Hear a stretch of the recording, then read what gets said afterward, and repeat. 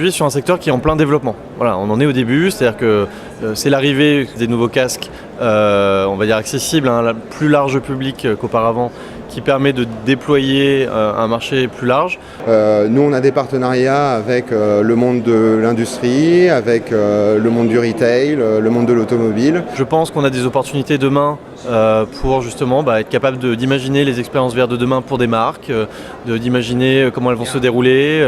Dans cette technologie-là, faut s'émerveiller de tout. Faut être cultivé, faut pas avoir peur de la complexité aussi. Faut avoir, à mon avis, deux facettes, c'est-à-dire avoir une culture un peu artistique, pas avoir peur d'aller dans l'imaginaire, etc. Et en même temps, un aspect très concret pour pouvoir formaliser ces choses-là, donc une approche peut-être un petit peu plus scientifique. Et finalement, c'est l'adéquation de ces deux-là qui va fonctionner. La réalité virtuelle, c'est à ça que je m'oriente parce que c'est un domaine qui m'intéresse particulièrement et qui en plus en ce moment est en plein essor. Il y a vraiment beaucoup de choses qui se montent autour de la réalité virtuelle au jour d'aujourd'hui. C'est une façon en fait de proposer des expériences aux gens qui ne pourraient pas vivre dans la vraie réalité.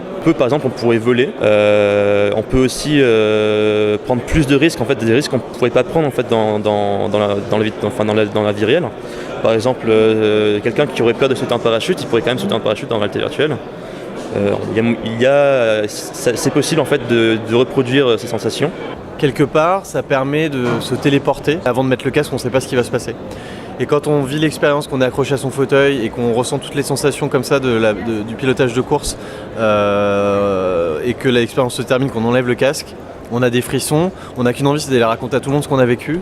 Et donc du coup, ça pour moi, ça en fait un média vraiment à part. Et c'est là où c'est révolutionnaire quelque part pour moi.